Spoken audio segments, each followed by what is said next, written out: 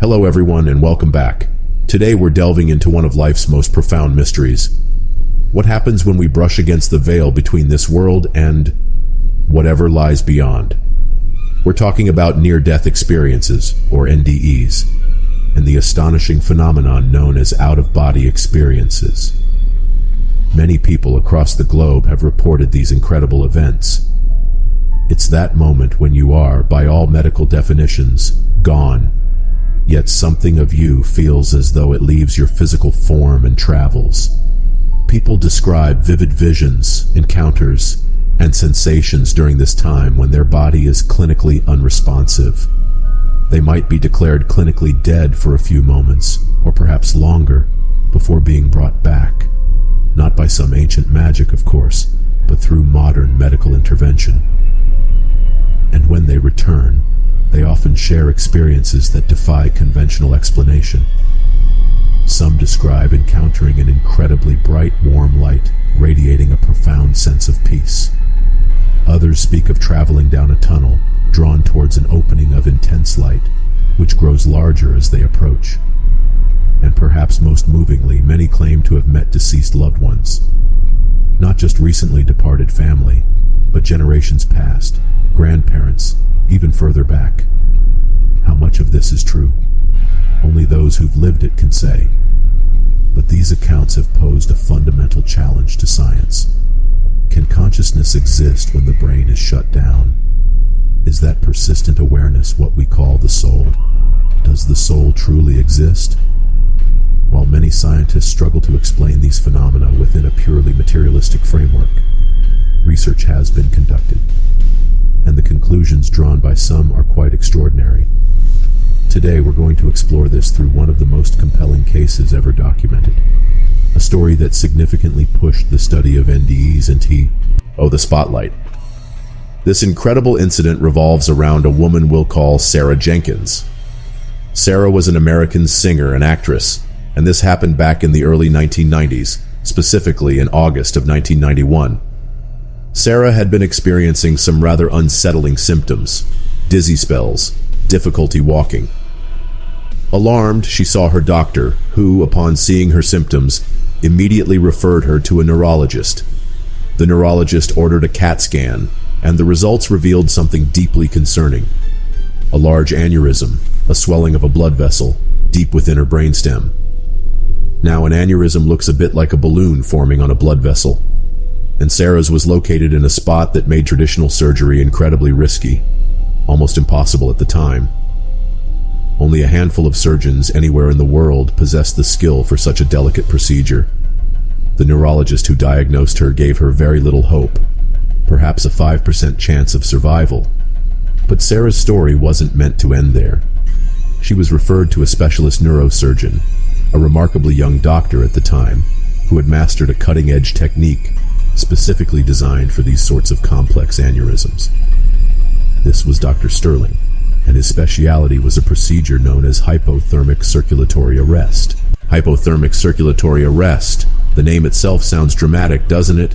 And it is. This isn't your everyday surgery.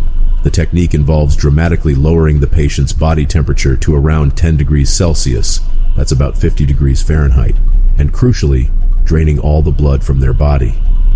Every drop. The blood is stored in a chilled reservoir. Why do this? Because with no blood flow, the brain's electrical activity ceases. The patient becomes clinically dead. In this state, the aneurysm, drained of blood, is much easier and safer to operate on. If you tried to cut it while it was full of blood and under pressure, it would rupture, causing instant death. Once the operation on the aneurysm is complete, the blood is warmed and pumped back into the body. Then the heart is restarted, often using a defibrillator. It's a monumental medical undertaking, requiring absolute precision. And back then, very few could even attempt it. Dr. Sterling was one of those rare individuals. He assessed Sarah's aneurysm and determined that, whilst incredibly risky, this procedure was her best chance. On the morning of the surgery, Sarah was brought into the operating theater. General anesthesia was administered, rendering her completely unconscious. Her eyes were taped shut to protect them.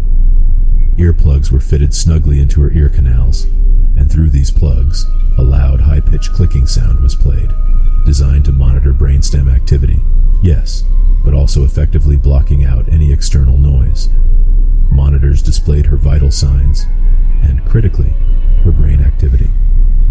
The room was bustling with around 20 or more medical professionals, doctors, nurses, technicians. At around 1:50 p.m., after administering the anesthesia and confirming all preparations, Dr. Sterling commenced the hypothermic circulatory arrest procedure. As Sarah's body was cooled and the blood drained away, the monitors told the stark truth. Her heart rate flatlined.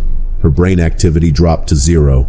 Sarah Jenkins was, by every medical standard, clinically dead. Now came Dr. Sterling's part. He used a specialized tool, almost like a small drill or bone saw, to carefully open her skull near the aneurysm site. With the aneurysm cleared of blood in this state of clinical death, he was able to work, repair the vessel, and complete the intricate operation. A heart-lung machine was used throughout this process, managing the blood outside her body. Once the repair was finished, the machine was reversed. The warmed blood was slowly pumped back into Sarah's body. As the blood flowed back into her brain, faint signs of electrical activity reappeared on the monitors, but her heart remained silent. Dr. Sterling grabbed the paddles of a defibrillator. One shock. Nothing. A second shock. Her heart jolted back to life. Sarah Jenkins was no longer clinically dead. She had been brought back from the very edge. The aneurysm had been dealt with. This was the objective medical reality of the procedure she endured. But during the period, she was clinically dead, with taped eyes, earplugs playing loud sound, and zero brain activity. Something else happened. Sarah described being conscious, yet feeling as though she popped out of the top of her head. She was floating above her physical body. From this vantage point, she could see everything in the operating theater.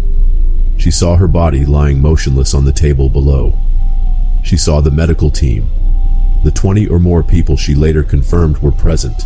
They were all focused on their tasks, completely unaware that a part of her was observing them from just above. She watched Dr. Sterling working on her head. She saw the tool he was using to open her skull and later described it as looking like an electric toothbrush. She even heard a conversation happening nearby. A female voice commenting that the veins in her patient's right arm seemed too small, followed by a male voice, which she later identified as one of the doctors, suggesting they try the left arm, confirming the veins there were larger. All of this observation, while her brain was inactive, her eyes were taped shut, and her ears were plugged with loud sound. Then she felt herself being drawn away from the operating theater. She was pulled towards a bright light, at the end of what felt like a tunnel.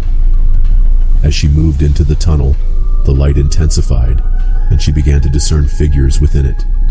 She couldn't see them clearly, but she knew who they were.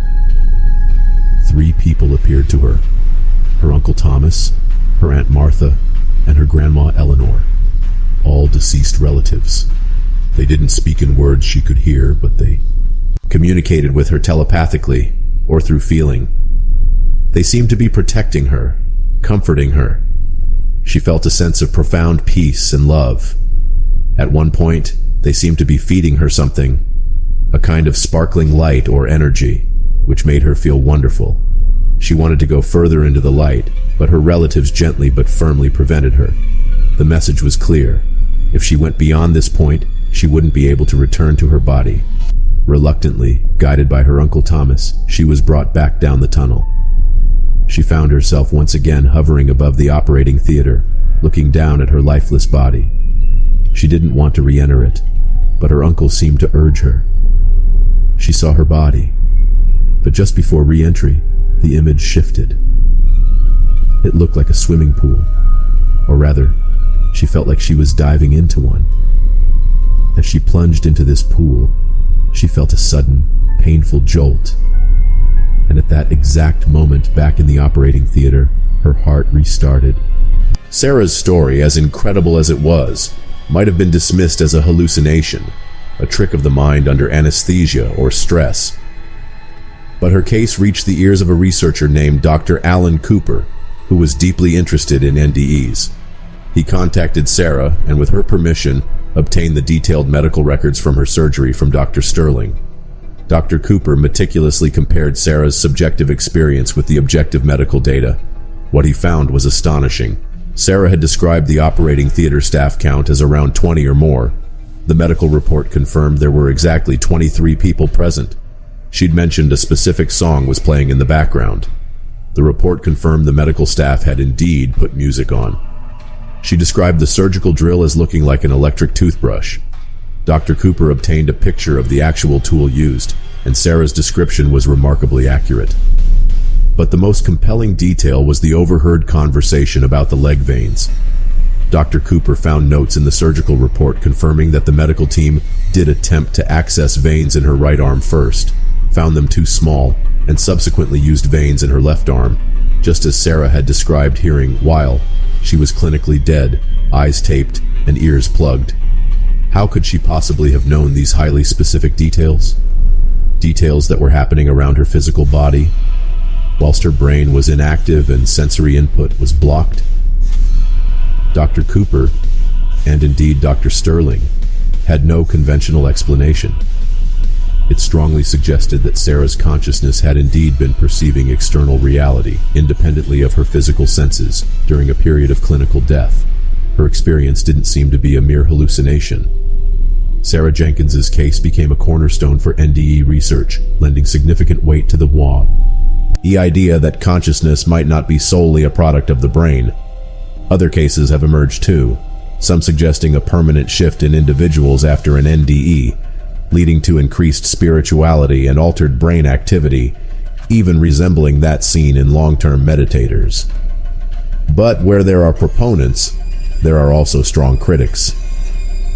Scientists like Dr. Raymond Carver argue vehemently against the supernatural explanation. They posit that NDEs are merely complex hallucinations produced by a dying brain starved of oxygen and blood flow. Fear, memories, and altered brain chemistry during the dying process could create these vivid, narrative-like experiences. Dr. Carver, when presented with cases like Sarah's, attempts to offer alternative explanations. Perhaps the vibrations from the bone saw were felt subconsciously. Perhaps the earplugs weren't perfectly sealed, allowing some residual sound to filter in. Perhaps Sarah had previous medical checks where she learned about her vein size and was simply recalling this. However, given the documented complete lack of brain activity, the taped eyes, the fitted earplugs with loud blocking sound, and the timing of the specific overheard conversation matching events during her period of clinical death, these counter-arguments often feel stretched thin and fail to fully account for the verifiable details Sarah reported. So, where does this leave us? With a profound enigma. Cases like Sarah Jenkins are incredibly difficult to explain within the current scientific understanding of the brain and consciousness. Are near-death experiences just complex, dying brain hallucinations, as some scientists suggest? Or are they what others believe? Glimpses of consciousness leaving the body, perhaps even touching upon a realm beyond our physical reality. The verifiable details in certain NDE accounts, obtained while patients were in a state where they should have been incapable of perception, challenge our fundamental assumptions about life, death, and consciousness. What do you think? Do you believe in NDEs and out-of-body experiences as something more than just a trick of the mind? Or are they simply the final, strange flicker of a brain as it loses oxygen? Let me know your thoughts in the comments below. If you found this video interesting, please give it a like and consider subscribing for more explorations into the mysteries of our world. Until next time, stay curious and keep questioning.